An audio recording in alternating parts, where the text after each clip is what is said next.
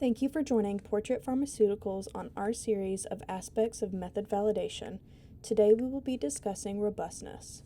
We will discuss what robustness is and provide some examples of common modifications performed as part of robustness studies. Then we will quickly go over when it needs to be done and for what type of methods it needs to be completed for.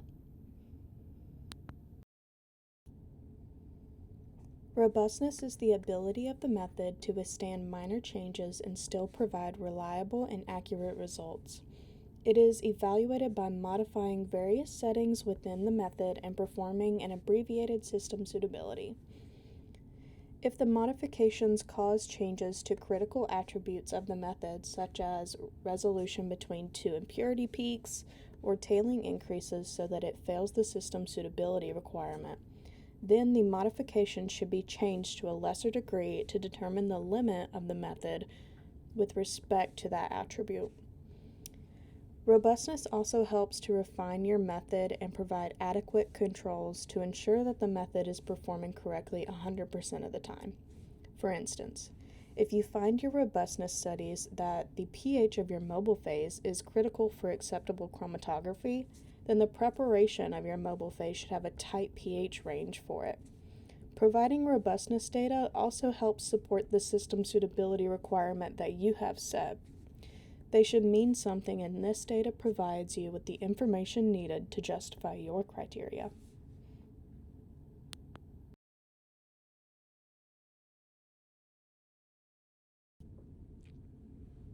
Here are a few examples of parameters for various methods that are typically modified during robustness studies.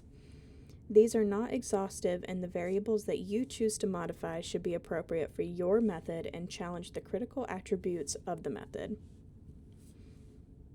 As an example for HPLC, the column temperature is known to create sharper peaks and sometimes results in better separation.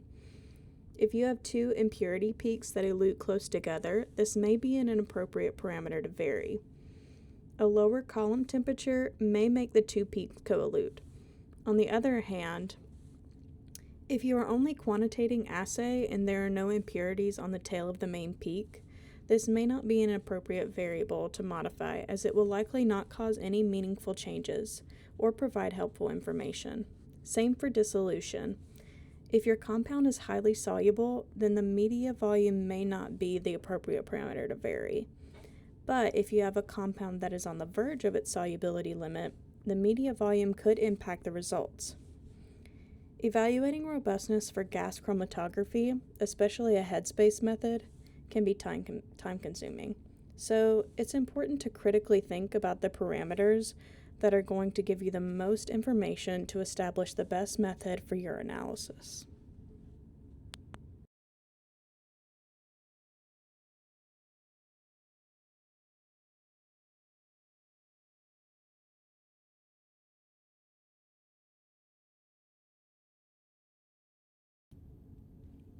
Per the ICH guidelines, robustness is not required for products up to phase 1.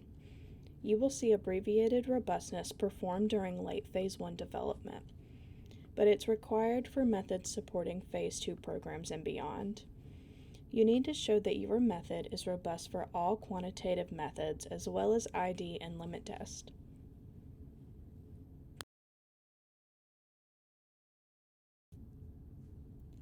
Please reach out if you have any questions or would like to discuss your robustness study design. Thanks again for joining us.